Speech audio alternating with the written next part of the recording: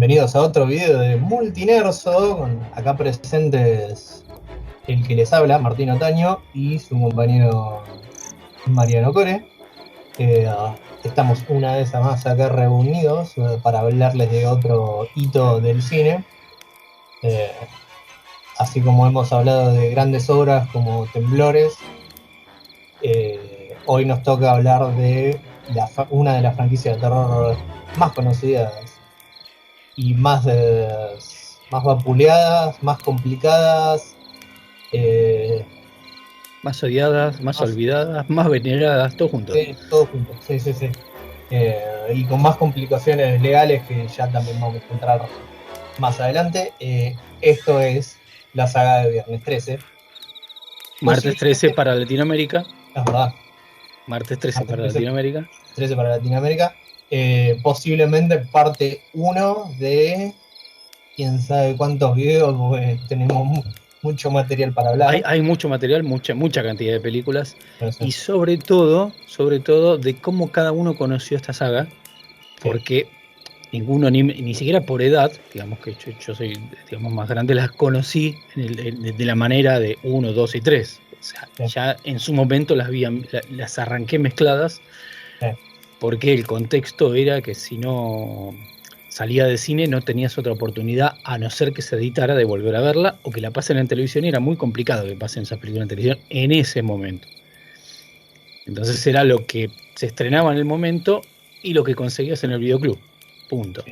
No había otra forma, no había internet, no había nada. Así, arrancamos con la primera, o sea, viernes 13, martes 13, y la idea principal, digamos, sale de una influencia a Carpenter y su Halloween, y a un asesinato real que sucedió el 5 de junio de 1960 en el lago, a ver si lo digo bien, en el lago Bodominsky. Mira vos. Unas jóvenes de 15 años, Mayla, los nombres, complicado.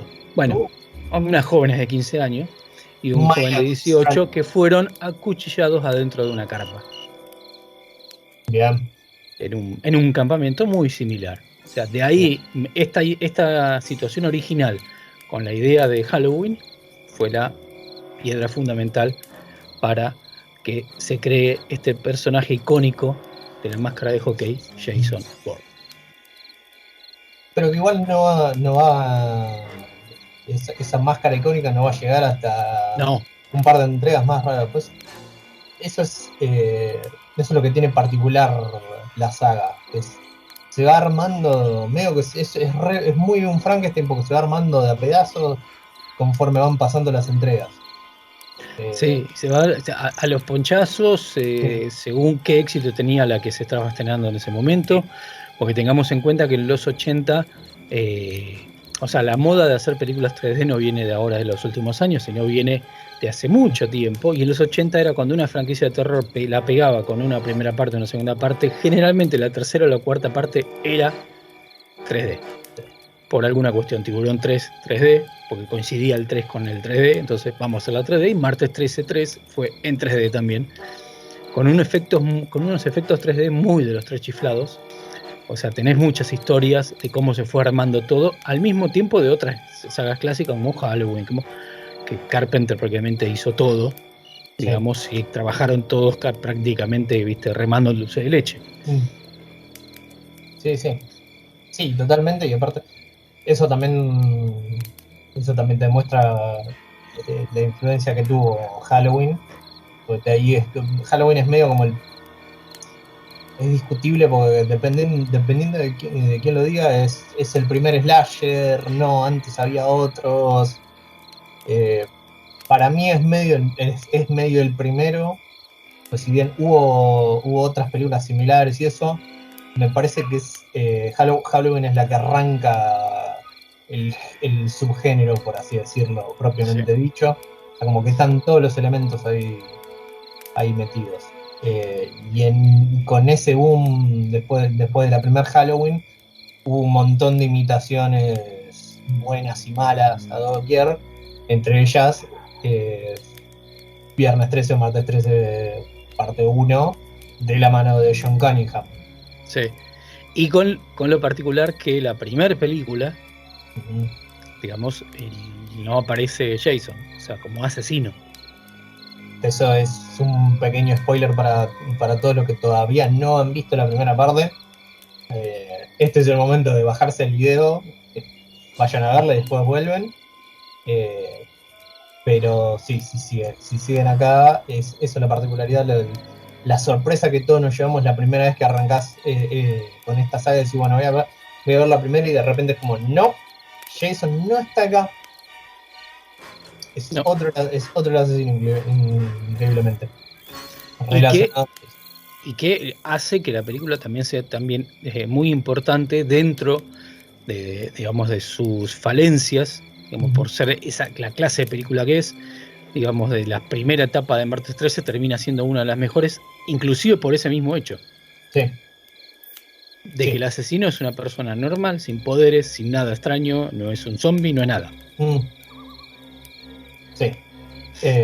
Porque es momento de decirlo, en la primera Martes 13, como en muchas otras, se está volviendo a reabrir el campamento Cristal, que es un campamento ahí ubicado no sé si en New Jersey, no sé si te dicen que es en New Jersey o fue filmado en New Jersey para simular ser otra cosa. Sí. Después de que en los 50 hubo un par de asesinatos, te cuentan que un año se ahogó un chico en el lago y al año siguiente 2 de los consejeros aparecieron muertos. Y acá pasa un poco lo mismo, un montón de pibes van a principios de los 80 a reabrirlo y uno por uno van a empezar a caer como moscas, entre ellos un muy joven, antes de ser exitoso Kevin Bacon, como lo mencionamos en Temblores. En el otro.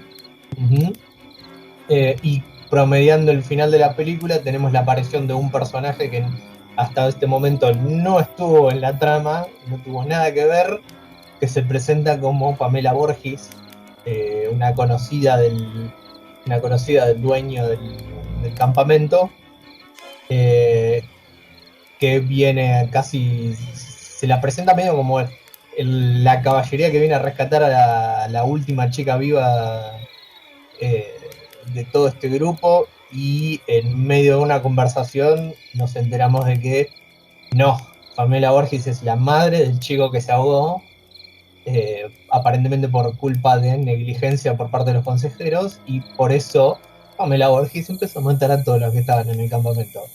Que generalmente era en el momento que después lo toma también Jason, que era el momento que hacían chanchadas. Exactamente, esa es como la regla de oro de toda película de slasher, es no haces la chanchada, y especialmente no haces la chanchada en el campamento Crystal Lake, porque si no, sos boleta. Fuiste. Sos boleta. Es para cagar. Es como ir a un motel y bañarte, sabía que si te bañas sos boleta también. Así que acá más o menos la misma premisa. Si vas a hacer la chanchada en un campamento de verano, olvídate salir vivo de ahí. A vos, por ejemplo, ¿qué te pareció esta primera entrega de la saga? Mira, yo te digo más o menos en el orden que las vi. La primera que vi fue la segunda. Mirá. Así que alquilada en el videoclub. Acá un videoclub famoso que había por acá por la zona de Caballito, que era Videoclub El Cid. Muy creativos con el nombre. Y la vi como 3-4 veces el mismo día que la alquilé. O sea, quedé totalmente de la cabeza con eso que estaba viendo, que para mí era la primera película. O sea, más allá que había un resumen al principio, para mí era un resumen de lo que era la historia. No sabía de la existencia de una primera parte. Y el martes 13, la primera parte la encontramos con un amigo en un videoclub de esos sucuchos de la época, editada por Culo Video. Sí. Y la vimos en la casa de él, totalmente asombrados, porque para nosotros era como encontrar la primera parte de, digamos, de Evil Dead en su momento. Cuando se había estrenado la segunda, después de golpe te das cuenta que hay una película que se llama Diabólico, que decís, pero esto no es Evil Dead, esto qué pasa, pero es la misma película, pero no entiendo. Fue medio así el encontrar Martes 13, y en su momento me voló la cabeza por el simple hecho de lo que estamos diciendo. O sea, Jason no aparece hasta los minutos finales. Sí. Y no como lo conocemos. Sí. O sea, la asesina es la madre de Jason, y de una manera mucho más, digamos, más lógica en la historia. Tiene un Sí, porqué y tiene toda una coherencia toda la situación de la película. Así que las vi al revés. Entonces fue como una sorpresa, más allá de la sorpresa en sí. Si ves la película es en orden. claro. Y después, bueno, la parte de 13 ahí sí todo más o menos en orden. Pero en su momento son películas, digamos, más allá, ya lo vamos a decir, desde qué momento la franquicia empieza a despegar, o qué partes son las mejores o qué partes son las peores, Mm, pero hasta ese momento, digamos, del 85 hasta el 87, 88, fue un momento de apogeo de la saga en lo que era en la cultura de ese momento, de ese cine, y aparte de ir a alquilarla, porque en mi caso éramos chicos para ir al cine a ver ese tipo de películas. sí, Entonces alquilarlas en videoclub y no había otra, y generalmente escondidos para que nadie te diga nada, porque eran películas que no te dejaban ni siquiera alquilar. sí. Y aparte era eso, lo que tuvo también la saga es que una vez que arrancó, casi como relojito, una por año te iban sacando, o sea que en la década de las nueve entregas, 9 o 10, va, 10 en realidad, de las 10 entregas de la saga, casi que tenés 6 o 7, solo son los Todos los mejores. años. Y Eh, aparte que, digamos, no es como mucho en este tipo de películas que actores, digamos, que ya eran conocidos, salvo el caso de Kevin Bacon, que recién empezaba, participen de las películas, como en el caso de Corey Feldman o Crispin Glover, que ya eran conocidos. sí, Ya estaban participando tanto en series como en otro tipo de películas. Entonces te hacía como la situación más amigable también de ver esta película medio rara, viste, que no era habitual conseguirla, y que veías caras conocidas encima. sí, sí, sí. Eh, ¿Vos cuál fue la primera que viste? ¿Las viste en orden o? no, no, de hecho, posta que no puedo recordar exactamente cuál fue la primera que vi entera. Pues estoy casi seguro que no pudo haber sido Jason X. Y aún así me parece que la primer Viernes 13 que vi totalmente de pe a pa fue Jason X. Sabía que sabía Claro, la historia de Jason. eh, a ver, tenía la imagen de todos. Jason es un pibe que nació con alguna deformidad o con un aspecto bastante atroz, medio raro en el cuerpo. Era pibe y estaba en el campamento, se burlaban de él, se ahogó y entonces tipo su cadáver, zombie, fantasma, lo que mierda sea, reaparece cada vez que alguien va a joder a Crystal Lake y lleva una máscara de zombies, una máscara de hockey. O sea que es como una especie sí. de super zombie con una máscara de hockey que mata a adolescentes cachondos.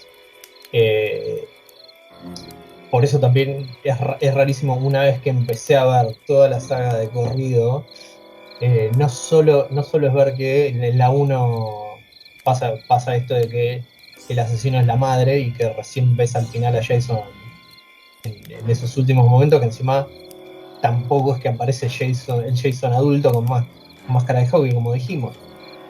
Aparece como el espectro o el cadáver viviente del nene en sí, y no sabes si es verdad, si es un sueño, o sea, como que te lo dejan medio ambiguo. Eh, pero también, por ejemplo, empezar a ver en la 2 la 3 y la 4, eh, ves como Jason tampoco es exactamente el Jason que todos conocemos. Eh, Tiene esa cosa particular de que, como muchos dicen, no solo es que recién tiene la máscara de hockey en la tercera película, vos lo ves correr a Jason. Sí. Hay como, hay como toda una cuestión en el fandom de Viernes 13 de que Jason no puede correr, o si puede correr, o no lo ves correr, pero está ahí. O sea, es lo que yo llamo el Jason salvaje. Es como más que un ente sobrenatural, es medio un ermitaño del bosque que está ahí en medio no le gusta que se metan en su territorio. Claro. O sea, más dentro de la deformidad y de lo inexplicable de su ser, es mucho más humano que a partir de la quinta, sexta película. Sí, Que ya hizo algo mucho más sobrenatural de lo que claro. era hasta ese momento. Sí, sí, sí. Sí, sí, porque además, y esto lo hablamos recién antes de arrancar el programa, ya en la segunda película tenés la primera vez que la primera vez que el nuevo grupo de pibes que van a morir en esta saga se juntan en un fogón y cuentan la historia de Jason. O aparte es eso, es tipo, de la primera película casi nada tiene que ver con Jason. Salvo esos últimos momentos cuando aparece Pamela Voorhees. O Sí. sea, hasta ese momento te dicen que Crystal Lake es un lugar maldito, le pasaron un montón de desgracias, murió gente y todo eso, te mencionan que había un pibe que se ahogó, pero no te lo mencionan con el nombre, o sea, es como muy al pasar, no hay nada explicado ahí. O sea, de repente llega Pamela Borges y tira toda la explicación a la mesa y fue como, bueno, es esto, de esto va la película. Y a partir de dos es como que empiezan a crear la leyenda de Jason, porque también es eso, es tipo, Ir armándola en el camino. ujú. Sí, porque además es eso, tipo, una vez que termina la primera película, solo sobrevive esta chica que tiene como ese aparente encontronazo con Jason, que sí que no, pero una vez que vieron que fue un éxito en los cines y eso, dijeron, bueno, vamos a hacer la 2. Cuando dijeron, bueno, vamos a hacer la 2, está bien, pero no quedó nadie vivo, ni siquiera el asesino. O sea, ahí es cuando creo que el guionista de la 2, que no es Víctor Sí. Miller, empezó a decir, y bueno, pero con Jason, bueno, por ahí podemos hacer algo con esto. Y acá te cuentan que eh, sí, ese nene que supuestamente se había ahogado de pibe en los 50, no se ahogó, señora. Eh, Sobrevivió, pero en vez de ser rescatado, se quedó viviendo en el bosque, muy contento. Caminaba sin cesar, Sí. hasta que una noche, cuando ya era un grandote de 35 años, ve justo, da la mera casualidad de que ve a lo lejos como una piba está decapitando a su madre. ¿Cómo sabía que esa era su madre después de Sí. años y años de no verse? ¿Cómo es que justo estaba ahí? ¿Cómo es que nadie lo Como buscó? nunca se contactó con la madre también, si vamos a buscar una explicación. Claro, ¿cómo es que de repente tenemos esta información ahora pero Pamela Borges no lo tenía? Esas son preguntas que jamás van a ser respondidas, ¿ok? Sí. Eso no va a pasar nunca, a no ser que rebooten todo de vuelta y te cuenten otra historia como más ordenada, que ya se intentó, todavía no funcionó y hay rumores de otro reboot nuevo, pero todavía está como muy, Está, muy verde. sí, sí, sí, y ya cuando hablemos de las demandas y eso, ahí también. Ahí hay mucha explicación de por qué está dando vuelta la franquicia por Sí. ahí. Eh, Pero llegamos a la parte 2 que es medio como el nuevo guionista, el nuevo todo, el nuevo equipo dijo, bueno, mm, nos cagamos con todo lo de la 1 y la única sobreviviente de la 1 la matamos a los primeros minutos de la 2. Chao, claro, listo, se terminó la historia. sí, Entonces ya ahí empiezan a hacer la historia, digamos, de Jason, del que todos conocemos, pero todavía no, porque este Jason no, tiene una bolsa arpillera en la cabeza, exactamente. no tiene la máscara de hockey. Sí. Pero también Digamos. acá, por ejemplo, vamos a ver la primera vez que encuentran la casita de Jason en el medio del bosque con el altar donde está la cabeza momificada de su madre con el suéter. Es la primera vez que una de las sobrevivientes se va a hacer pasar por Pamela Borges para intentar zafar de ser asesinada y más o menos le va a salir bien. Sí. Eh, Vamos a ver también a otro grupo de inadaptados adolescentes siendo irresponsables, Cachondos y siempre talentosos. con la misma, con el mismo tipo de gente, un gracioso, Sí, sí, sí. la popular, el langa y más o menos siempre la misma estructura de Eh, grupos de adolescentes. y lo estamos pasando así rápido por posta. Eso también es por ahí. un poco de la falencia de la saga, y es, a diferencia de otras, como Halloween, como Pesadilla, o inclusive como las de Chucky, no tenés un protagonista así recurrente, no tenés algo más allá de Jason y Pamela Voorhees. Sí. Lo empezás a tener a partir de la 4, pero muy mal aprovechado. Sí. Muy mal aprovechado. Sí. Pero bueno, llegamos a Martes 13-3, que como dijimos, era la moda del 3D, era la tercera parte y lo hacemos en 3D. Entonces, acá empieza a crearse el mito, porque acá en esta película es donde aparece la máscara de hockey, que la usa uno de los personajes que es el típico gracioso del grupo. Y de ahí agarra la máscara de hockey, que nunca más va a soltar, porque esa máscara de hockey va cambiando durante las películas, y a Jason te lo explotan, te lo matan, y la máscara de hockey siempre tiene la misma marca de hacha que pasa en esta película. Y no, miento, en la 4 es la marca de hacha. Sí, creo que Corey Feldman no se la hace. No, era acá en la 3.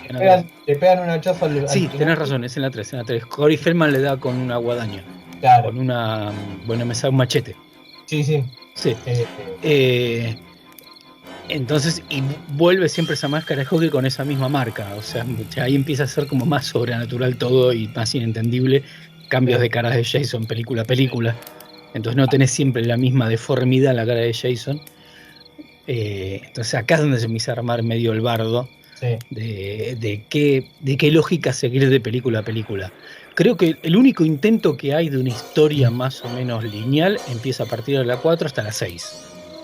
Sí, con el personaje de Tommy. Sí, con Tommy Jarvis. Era. Sí, Corey Feldman. Sí. Sí, pero también me parece que tampoco... Está todo desarmado, porque ya Corey Feldman en la parte 5 no pudo participar porque ya estaba haciendo los Goonies, entonces ya a Tommy te lo hacen crecer de golpe. Sí. Entonces ya ahí perdés un poco también el espacio-tiempo. Se va diluyendo todo. Sí, porque de la Sí, además pasa algo gracioso, que es que se supone que de la 2 a la 3 pasó un día. Entonces ya viernes 13, o sea, viernes 13 parte 3 en realidad ya sería sábado 14. Sí. Y después no sé si también con las otras la intentan enlazar como, y pasó una semanita, bueno, entonces ya estamos viernes 24. Claro, no tiene sentido ya desde el título de la película y desde la historia lineal, porque tenés saltos temporales sin explicación. Sí, eso también quería comentar, porque, por ejemplo, también la protagonista de la 3 en un momento empieza a hablar de cómo ya conocía la leyenda de Jason, porque se supone que en un momento cuando era más joven fue atacada por un hombre salvaje en el bosque o algo así que creían que era Jason. Y es como, che, esto tampoco me dan los números. ¿Cuándo pasó esto? ¿Por qué pasó esto? ¿Para qué necesitábamos esta conexión? Sí, no, viste cuando decís, digamos, la unidad está bien, tenemos que pararnos que son los 80, y en los 80 no había como ni siquiera en la serie de televisión, recién fines de los 80 las series de televisión empiezan a tener como líneas más fuertes, argumentales, y dejar de ser autoconclusivas. Sí. Y lo mismo pasaba con esta clase de películas, digo, pero no había como un esmero de que alguien ordene esos espacios-tiempos. Y che, pará, no, Tommy no puede ser tan grande en esta película porque terminó esta película y recién es un nene. O sea, no puede pasar tanto tiempo. Lo mismo así de un día para el otro, de un campamento totalmente asesinado, pasamos de vuelta a unos campistas que van al campamento como si nada. Total. La gente tonta, no se va a dar cuenta. Claro. Lo único importante de Martes 13-3 es la máscara de hockey. Sí. Punto. Sí. Después, es como que, bueno, la temática 3D hace que ciertas muertes sean como más interesantes, pero no dejan de ser graciosas porque son muy del estilo de los Tres Chiflados, con la tanza, viste que tenés el disparo de que tiene una tanza que va, o el que le aprieta la cabeza y salen los ojos. Esa, no, y encima también tenés eso. Viernes 13 justo es una saga que también tuvo muertes súper creativas. Me parece que ese también termina siendo el punto fuerte y por eso también Jason, Jason es el icono que es y es medio lo que importa de esta saga.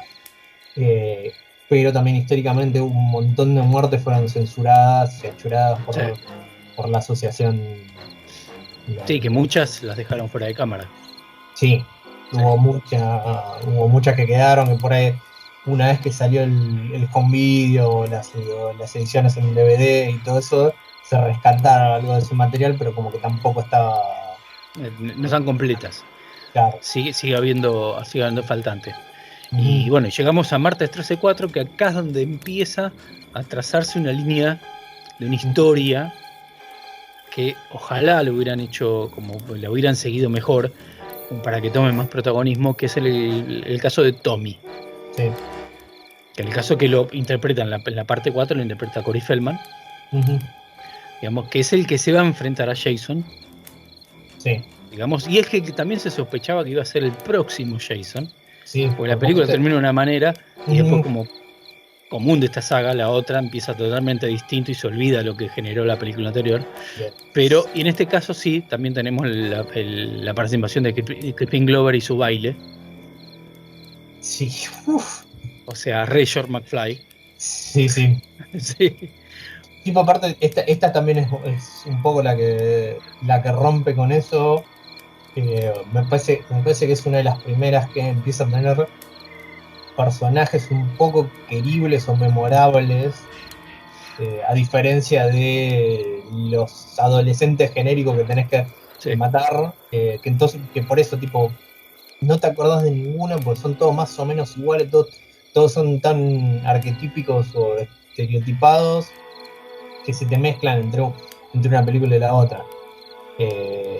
Y acá, por ejemplo, tenés un grupo de adolescentes que van a ir a hacer fiesta y joda a Crystal Lake, pero también tenés a Corey Feldman con la familia, con su familia, con su madre y su hermana, que se van a cruzar con estos chicos. Sí. Que ya empecé a tenés una historia paralela fuera de que Jason sale a matar.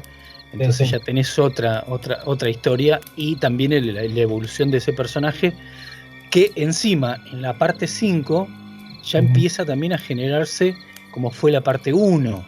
Porque la parte 5, Jason, o sea, aparece Jason, pero no es Jason. Sí. Entonces ahí tenés un poco de esa cosa de decir, bueno, vamos a volver un poco a las bases, pero vamos a hacerlo mal. Sí. Vamos a hacerlo que no tenga sentido alguno.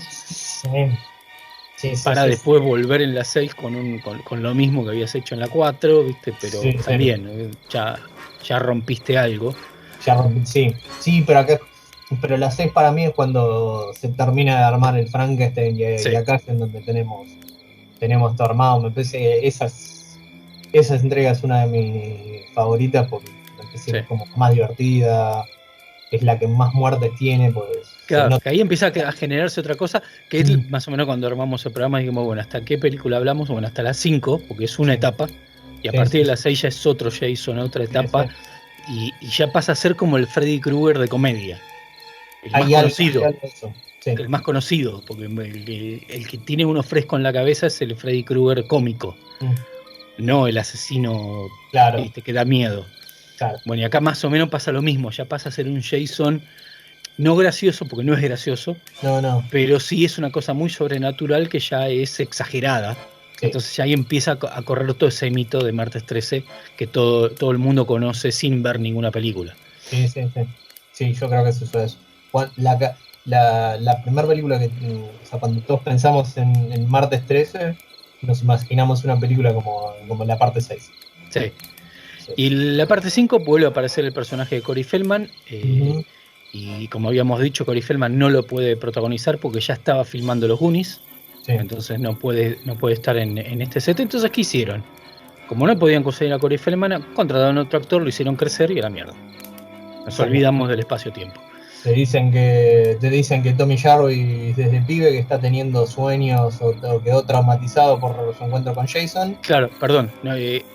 Vamos al final de la parte 4. Corey Feldman se enfrenta a Jason haciéndose pasar por Jason joven, chiquito, se rapa la cabeza, entonces ahí lo debilita y lo mata a guadañazo. Y no queda normalito Corey Feldman. Termina la película con una mirada como diciendo, bueno, este es el próximo Jason, listo. La parte 5, ¿qué hace? Borra con el codo todo eso y a la mierda. Empezamos con otra historia nueva. Entonces, en este caso tenemos a Tommy, que estuvo internado y que sale y que se hace amigo de un amiguito nuevo, que es el actor que hace de Dudley en Blanco y Negro, la serie de Gary Coleman. Y tenemos a Jason, que empieza a matar, pero empezamos a darnos cuenta que no es Jason, porque ya es distinto, las formas es distinto que lo que está haciendo, y nos damos cuenta al final que en realidad Jason supuestamente sigue muerto. De la parte 4, cuando Tommy lo mata. Porque acá resulta, es otra. Dale. Porque resulta que al lugar en donde termina Tommy Jarvis, no me acuerdo si era que era como una especie de pensión, pero también no era con otros pacientes psiquiátricos en un psiquiátrico, pero eran como todos también jóvenes más o menos, que habían tenido problemas o algo así. Como una granjita de recuperación. Algo así, exactamente.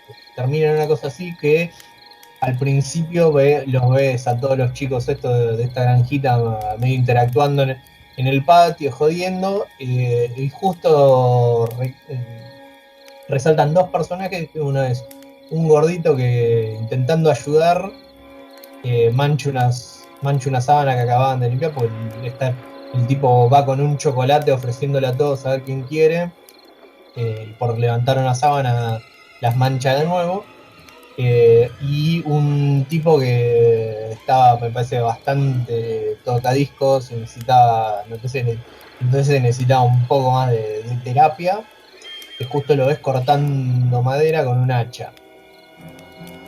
Y justo también, mirá estas casualidades de la vida, mirá que hay que tener mala suerte. Va el gordito a ofrecerle chocolate, el señor no quiere, y en vez de dejarlo irse tranquilo, sin molestar a nadie, le va y le clava un hachazo. La cosa normal de todos los días, si alguien te molesta, la matás. Entonces el asesino del gordito se va preso. Vemos un par de paramédicos en toda la situación y diciendo, pucha, mirá, un pibe joven, qué lástima, que qué sé yo. Y hay uno que particularmente que dice como que quedó también trastocado por la situación.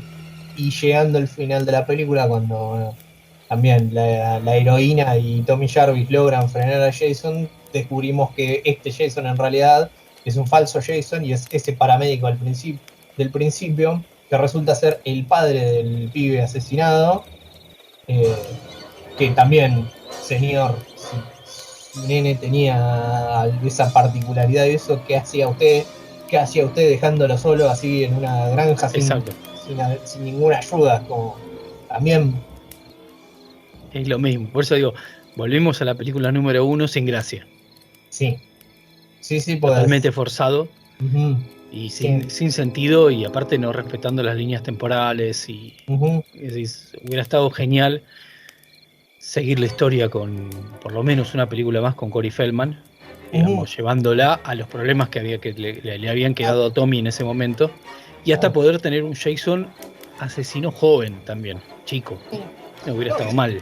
Y de última también, la idea de que alguien agarre la leyenda de Jason y empiece a matar aprovechándose que tenés como esa figura sobrenatural de la cual ampararte de última, no es mala. Sí. Pero también me parece que está también de la nada. De nuevo, pasa un poco lo mismo con Pamela Voorhees. Si Pamela Voorhees estuviera más integrada en la historia original, te sorprendería más el shock de que este personaje que hasta ahora veíamos que por ahí era re bonito, re tranquilo, resulta ser la asesina porque tiene algo re personal con el campamento. Esto es un poco lo mismo, de la nada matan a este pibe, resulta que, mirá, justo el padre es el paramédico que va a ver el cadáver, se va a poner re loquito y se va a disfrazar de Jason para matar para matar a todos los que están en esa granjita de rehabilitación, menos a la persona que sí mató a tu hijo. Cabe recalcar eso, o sea, el asesino loco del hacha, lo vemos al principio, y una vez que mató al gordito, se lo lleva a la cana y no lo volvemos a ver más. O sea, ni siquiera que te dicen, ni siquiera que lo matan por nada. Claro, o te dicen, uy no, este pibe se lo llevó a la cana, estaba encarcelado, apareció muerto al día siguiente, qué loco. No. Nada. O sea, no tiene nada que ver con nada. No, totalmente forzado y como venimos diciendo, a partir de las 6 donde se empieza a formar toda esta historia clásica, porque ya arrancamos, y vamos a decir esto y vamos a continuar en la próxima parte, arrancamos la película con una resurrección de Jason típica de todo el emblema que es Jason, que hasta ese momento no venía pasando. Sí. Jason era como más humano, más mortal. Ajá. Sí. Y fue asesinado, si vamos al caso, fue asesinado por Tommy. Sí. Punto. Sí. Sí, o sea, tenía cosas de la 2 a la 4, ves que por ahí lo lastiman o le pasan cosas que una persona normal no debería aguantar. Sí. Pero más o menos dentro de todo es más o menos coherente. Por ahí el hachazo final de la 3 debería bajar a alguien, pero también dependiendo de qué tan profundo sea el corte, la podés pilotear, decir, bueno, ya está, qué sé yo. O sea, pero sí, te da la sensación de que en esas 3 películas es un tipo de Jason y a partir de las 6 es otro tipo. Completamente distinto y mucho más imponente a la figura cuando aparece. Sí. Hasta ese momento también era imponente, pero era más, volvemos al mismo, más normal, más humano. Sí. Es que también es eso, es a partir de ahí, es lo que pasa también con muchos slashers, salvo Freddy, porque siempre tuvo que ser Robert Englund. Sí. Michael Myers, Jason, Leatherface, siempre van a ir cambiando de actor. Y a medida que va cambiando también vas consiguiendo por ahí tipos más grandotes, más altos, más todo eso, entonces se va también creando esta figura de el asesino de slasher como un tipo de casi 2 metros que es medio un ropero gigantesco.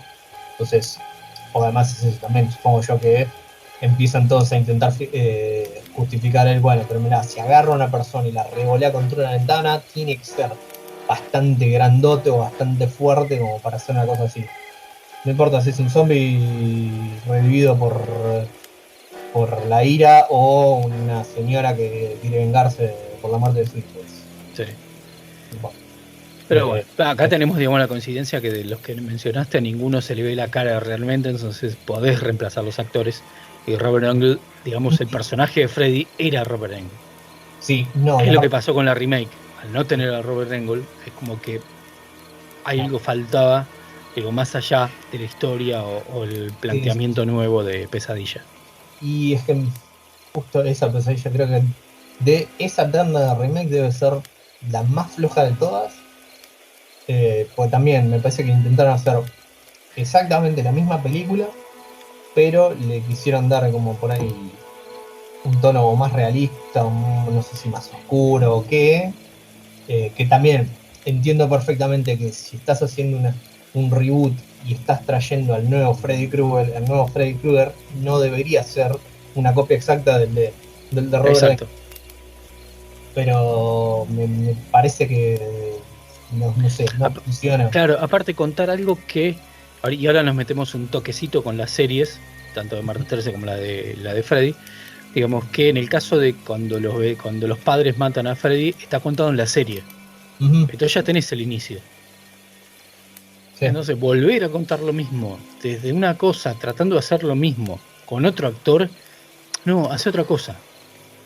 O sea, el personaje anda por otro lado. Sí. Y contarlo diferente, entonces ahí va a ser mucho mejor. Y pasa con la serie de Martes 13, que cuando apareció la serie de Martes 13, el otro día justo lo hablaba con un amigo, porque armando este programa me bajé los capítulos para verlo. Cuando apareció en Canal 13 de Argentina, la serie Viernes 13, nosotros pensábamos que se habían choreado el nombre. Claro. Porque la serie no tiene nada que ver con Jason, no tiene nada, que era absolutamente nada. ¿No? Cuando recién empieza internet y todo eso, te llega la información de que en realidad sí es la franquicia de Martes 13, Pero por un lado hicieron perfecto que la serie no sea de Jason, porque en una serie no sé cuánto podés contar de ese personaje. Sí. Es muy raro. Y fueron para otro lado completamente distinto, muy parecido a lo que fue la serie Wild House 13, que es un grupo de gente recuperando artículos maléficos que han sido adquiridos por otras personas que los usaban para asesinar a otras personas. Entonces la serie termina teniendo su encanto, parte de la franquicia de Viernes 13, pero no tiene nada que ver con Jason. En ningún momento menciona o participa el personaje de Jason, a diferencia de la serie de Freddy, que no es la serie de Freddy, digamos que en todos los capítulos tenés historia de Freddy, sino que el hosted, el que presenta las historias, es Freddy. Sí. Y hay 2 o 3 capítulos que sí, que te cuentan historias en las que está vinculado Freddy, pero en la mayoría son tipo Dimensión Desconocida. Eso te iba a preguntar, o sea, la serie de Pesadilla es la medio cuento de la cripta, pero claro, con un juego muy parecido. Exacto. Son dos seres similares, así jodones y eso. Sí. Pero bueno, eso es por ahora la primera parte de la saga Viernes 13. En la segunda vamos a retomar las siguientes películas. Seguramente vamos a hablar de uno de los crossovers más ambiciosos en toda la historia del cine. Se habló mucho tiempo, pero mucho tiempo de ese crossover. Es más, hay una de las películas que vamos a hablar que termina con un anticipo de ese crossover que va a pasar casi 10 años después de eso. Así que se venía hablando hace mucho de ese crossover. Así que tenemos eso, tenemos también todo el quilombo legal para agregar. Sí, y vamos a hacer un top 10 de las muertes. De toda la saga, desde la madre hasta el paramédico, inclusive todos los Jason. Todos los Jason. Así que bueno. Inclusive el robot. Inclusive el robot. Sí, hay un robot. Hay un robot. Y también viaja y se va a Manhattan. Tenemos muchas cosas. Va a ser.